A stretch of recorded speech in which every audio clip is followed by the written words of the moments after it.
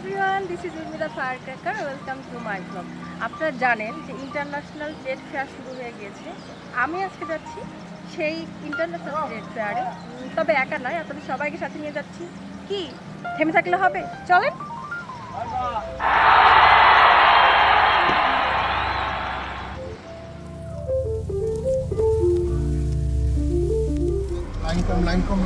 Hello বলো, hello আস্তা বুড়ি, hello guys, Yamin, hello guys. আমি বাণিজ্য মেলায় গিয়েছিলাম 10 বছর আগে আমার ফ্রেন্ড আয়েশা সিদ্দিকা নিপার সাথে। এরপর আর কখনোই যাওয়া হয়নি। আমরা গাড়ি পার্ক করে মেলার দিকে এগোতে থাকি অ্যান্ড হঠাৎ চোখে পড়ে অনেকগুলো বেলুন, যা দেখে আমি পাগল হয়ে যাই অ্যান্ড বেলুনগুলো হাতে নিয়ে শুট শুরু করি। এরপর এগোতে থাকি মেলার ভিতরের দিকে অ্যান্ড ভিতরে যাওয়ার আগেই চোখে পড়ে কফি শপ। সো যেহেতু অনেক বেশি শীত ছিল, আমরা সবাই কফি খেয়ে নেই। কফিগুলো অনেক বেশি মজার ছিল। মেলার ভিতরে ঢুকেই আমরা মেলার শপগুলো দেখছিলাম অ্যান্ড আমার চোখে পড়ে যায় কাচের চুড়ি। কাচের চুড়ি মানেই তো আমার ভালোবাসা, আমার ইমোশন, আমার সব কিছু।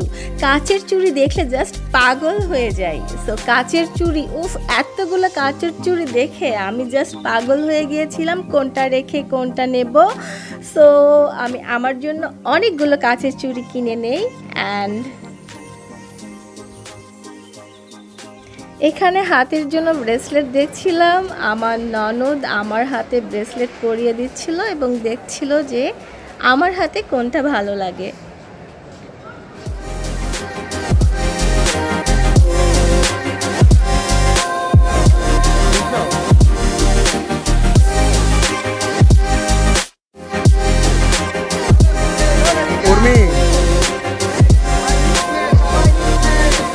এগুলো কি আয়না নাকি?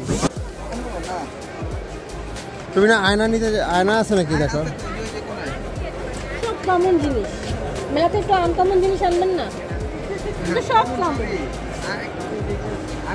মেলা মানে কিছু কিছু আনকমন জিনিস আসছে। ওই আয়না দেখবা নাকি? আয়না নিবে একটা ব্যাগের জন্য।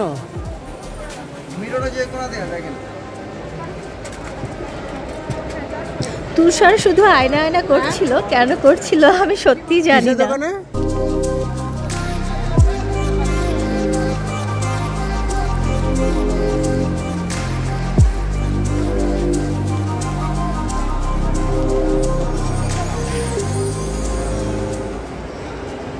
এরপর আমরা 3 পিসের শোরুমে ঢুকি। জামাগুলো এত বাজে ছিল যে আপনি পরার পর এক ধোয়াতেই সব নষ্ট হয়ে যাবে।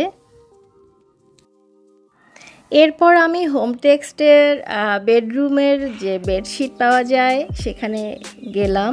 তো ওখানে যাওয়ার পর আমার বেশ কয়েকটি বেডশিট পছন্দ হয়েছে, আমি জাস্ট নিয়েও নিলাম।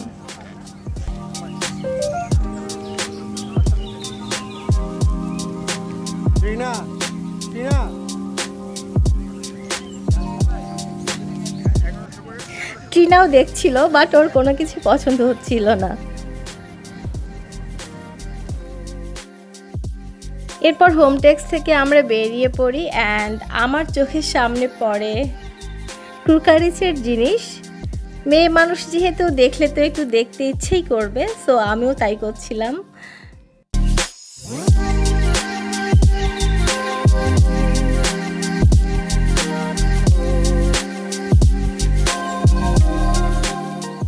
ও মাই গড, এবার চোখে পড়ে চকলেটের শোরুম। চকলেট দেখলে তো ঠিক থাকা একদমই পসিবল না, তো আমিও ঢুকে পড়লাম।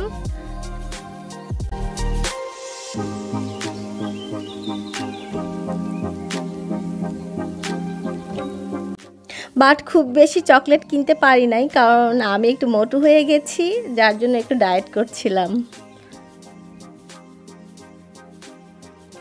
এরপর সামনে চোখে পড়লো একটি চত্বর। আমি ধীরে ধীরে সেই চত্বরের দিকে এগোচ্ছিলাম।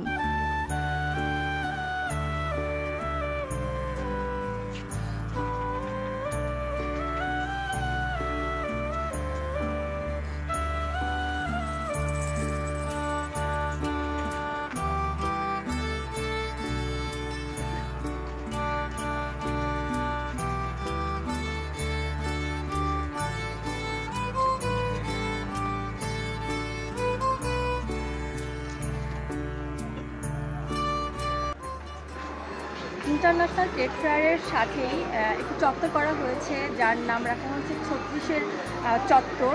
এটা আসলে 36শে জুলাই যে গণঅভ্যুত্থান হয়েছিল আমাদের দেশে, তার সেই শহীদদের স্মরণে একটি এক্সিবিশনের মতো করে তৈরি করা হয়েছে, যাতে আমরা যারা মেলাতে আসবো তারা তো স্মরণ করবোই, দেশের বাইরে থেকে যারা আসবে, আমাদের যে বাচ্চা কাচ্চারা মেলায় ঘুরতে আসবে, তারা যাতে আবার নতুন করে সেই শহীদদের স্মরণ করতে পারে।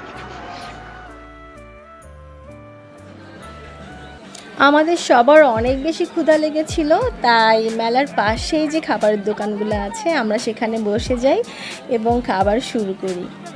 সবাই বার্গার খাচ্ছিল, ফ্রেঞ্চ ফ্রাইস খাচ্ছিল, বাট আমি খাচ্ছিলাম শুধুমাত্র চিকেন ফ্রাই। বাট মেলার দোকানগুলোতে তো খাবার নর্মালি মজা হয় না, বাট এই দোকানের খাবারগুলো অনেকটাই টেস্টি ছিল। তুমি কি খাবার নষ্ট করবে না? খাবার খাবো, বাট চিকেনটা অনেক মজা, অনেক spicy.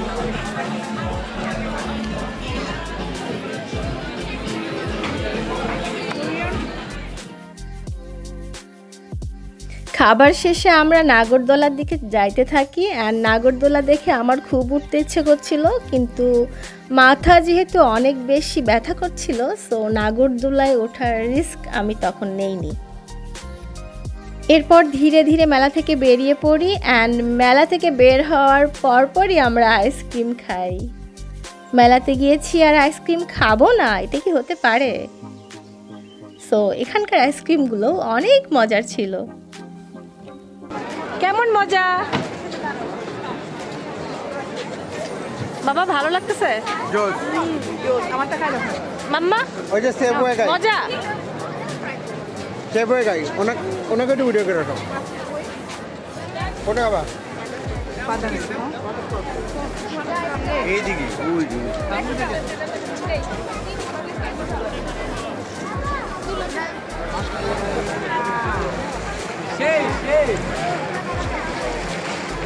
So thank you so much for watching the video. দেখা হবে নতুন কোনো ভিডিওতে। অতক্ষণ পর্যন্ত ভালো থাকবেন। আল্লাহ হাফেজ।